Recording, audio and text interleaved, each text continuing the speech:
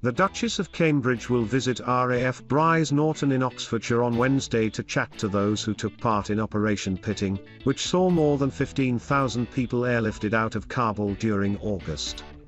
The engagement would have been a good fit for the Duke of Sussex if he was still working royal. Harry, who quit royal duties last year for a new life in California with Meghan Markle, served in the army for 10 years and carried out 2 tours of Afghanistan. The Duke continues to support veterans with his Invictus Games for wounded, injured and sick servicemen and women. During Kate's visit tomorrow, she will meet RAF aircrews and medics who supported evacuees at Kabul airport and civilians and volunteers who established a repatriation center at RAF Bryce Norton. More than 850 people arrived at the RAF base and were provided practical support like food, clothing, children's toys and medical help while their details were processed. Operation Pitting involved every unit at the military base, with personnel working alongside the Royal Navy, Army, local authorities and aid organizations in Afghanistan and the UK. It is Kate's first royal engagement after the summer break.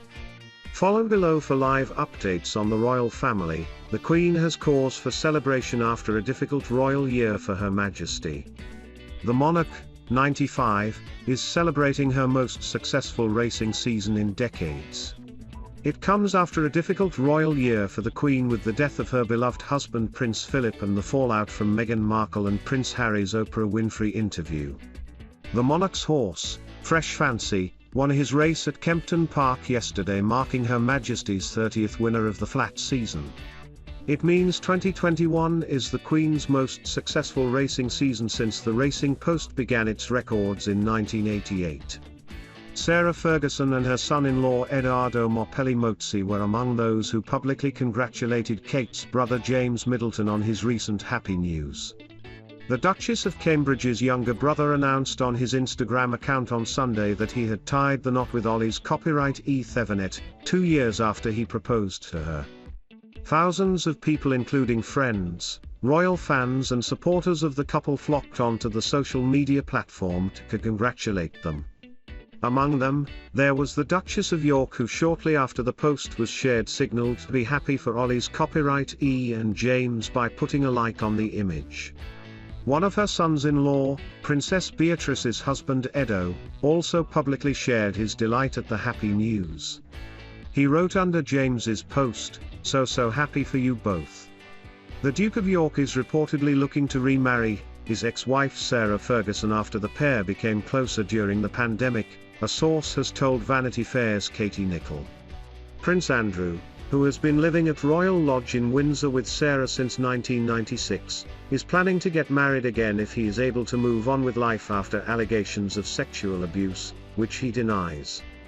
A source said, "They still love and care for each other a great deal and have been living together during the pandemic.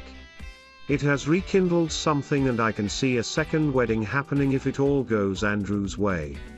The Duchess of Cambridge is to return to face-to-face engagements tomorrow after a long summer break, Kensington Palace has announced. Kate will visit RAF Bryce Norton in Oxfordshire on Wednesday to meet some of the military personnel and civilians who took place in Operation Pitting. The British operation ran between August 14 and 28 and saw the evacuation of civilians from Afghanistan after the Taliban seized back power in the country.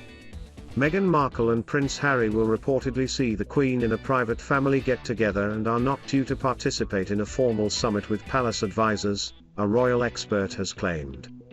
Speaking to Palace Confidential, royal expert Rebecca English said, "Meeting the family is very different from a summit, which we saw at Sandringham not that long ago, which is a kind of suggestion that they'll be thrashing out family issues. I'm told if they do come and visit, it'll be in a private capacity and very much will remain in that vein." The Queen is mourning the loss of a close family friend and widower of her cousin. The Queen is mourning the death of Sir Timothy Coleman, who died last week aged 91. Sir Timothy, a British businessman part of the world-renowned Coleman mustard family, was believed to be a close friend of Her Majesty and a frequent guest at her home in Norfolk, where he was based. Sir Timothy, who died on September 9, became related to the Queen through marriage in 1951 when he became the husband of Lady Mary Coleman, born Bowes-Lyon.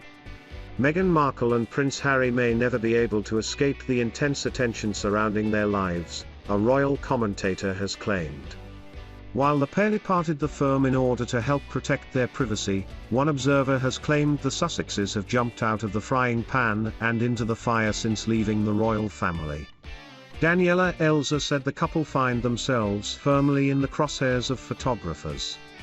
Writing for News Australia, Ms. Elsa said, "There is a certain cruel irony here when you contrast this state of play with the reality that Harry and Meghan, the Duke and Duchess of Sussex, now face, having traded royal working life for peace trademark in the US, far, far away from the long arm of the courtiers and the British press they dislike so intensely." The Queen celebrated yet another smashing equestrian victory on Monday night. The monarch's horse, Fresh Fancy, won his race at Kempton Park, making this year the Royals' most successful racing season in a long time. Following Fresh Fancy's victory on Monday, Her Majesty has reached 30 wins this flat race season. Prince Harry spoke during a military event honoring injured active duty and veteran U.S. military servicemen alongside First Lady Jill Biden. The Duke of Sussex co-hosted the virtual event with Mrs. Biden. The royal was expected to appear in person for the 2021 Warrior Games in Orlando, Florida, but the in-person event was cancelled due to COVID safety concerns.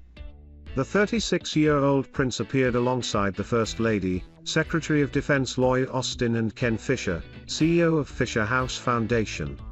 Princess Anne attended a historic event at the Tower of London where a barrel of wine was presented to the Fortress Constable. The royal attended the historic ceremony of the Constable TMS Dues event on Monday, which featured the ship's company of HMS Albion. Other notable attendees included Defence Secretary Ben Wallace along with Lord Houghton, Constable of the Tower of London. The ceremony, dating back to the Middle Ages, requires ships which pass through London to pay dues, and in most cases ship companies present a barrel of wine. Duke of Sussex and the First Lady will join forces for the virtual event on Monday that will honour Warrior Games athletes, their families and caregivers. The annual Games for wounded, ill and injured active duty, and veteran U.S. military service members have been cancelled this year due to COVID. Harry, who is living in California after quitting royal duties with Meghan Markle last year, and Mrs. Biden had planned to attend in person before the Games, which were due to be held in Orlando, were cancelled. A series of virtual events will instead be held from September 13 to 17. Defense Secretary Lloyd Austin and Ken Fisher, Chairman and CEO of Fisher House Foundation, will join the Duke and the First Lady for today's virtual event. The Duchess of Sussex was not included on the list of participants. Harry and Mrs. Biden have previously bonded over their work on veterans issues.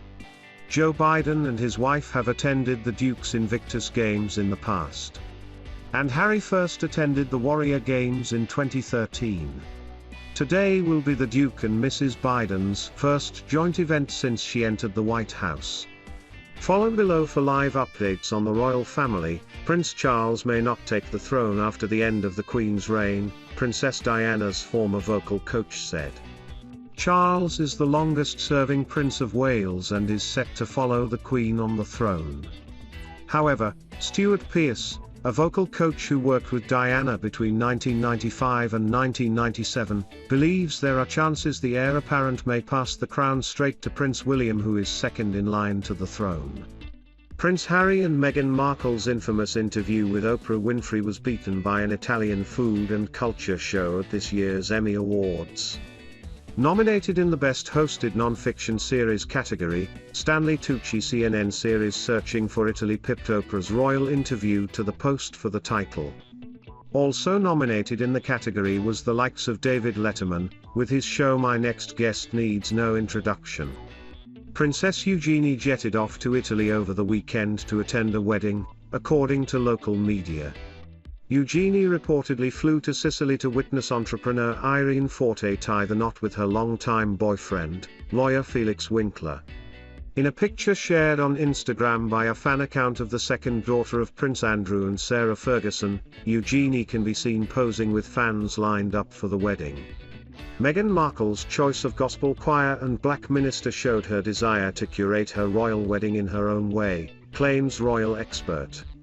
Speaking to the Channel 5 documentary Fergie and Meghan, Inconvenient Royals, royal historian Dr. Anna Whitelock said, "I think there's every sign that the marriage of Harry and Meghan marked the beginning of something different, or at least Meghan wanted to curate things in her own way." Journalist Tiwa Adebayo continued, "For Meghan, being a woman of color, having a gospel choir that were mostly black and having a black minister as well, whilst that might not seem political and perhaps it shouldn't be seen as political, it absolutely was a political choice, and I think she was trying to send a very clear message. She wasn't going to be leaving behind who she was." Princess Charlene of Monaco sparked fears among royal fans as she shared pictures of her daughter in a wheelchair. Charlene shared a few adorable pictures with her 334,000 followers on Instagram showing her twin children Prince Jacques and Princess Gabriella enjoying a day out at Monaco's annual dog show on Saturday.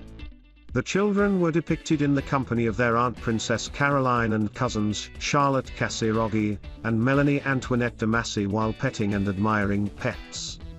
However, the attention of many of Charlene's online followers focused on the fact that little Gabriella was pictured wearing a pink splint on a wheelchair. The Duchess of Cambridge has been praised for being so caring and considerate in her treatment of a little 5-year-old girl suffering from cancer. Mila's mother Linda Snedden told Hello Magazine, "I can't put into words how remarkable the Duchess of Cambridge has been. She was so caring and considerate. I got a real sense of her being a mother in the way she spoke to Mila. There were challenges, because of all the COVID restrictions and wearing masks, but she said she wanted to give Mila a big hug." Meghan Markle's half-brother has written the Duke and Duchess of Sussex another letter ahead of his imminent appearance on Australia's Big Brother VIP. Thomas Markle Jr. famously wrote a letter to Prince Harry telling him not to marry his half-sister in April 2018. The 55-year-old branded the Duchess, who he has no relationship with, very shallow and warned Harry she would ruin his life, shortly before their wedding. Ahead of his appearance in the upcoming series of Channel 7's Big Brother VIP, Mr. Markle has apparently decided to reach out to his estranged half-sister and Harry. Kate and Prince William headed to France with their children on Saturday to attend James Middleton's wedding to Alizée Thevenet. James and his French fiancée, copyright E, finally tied the knot after twice having to postpone their wedding due to the coronavirus pandemic.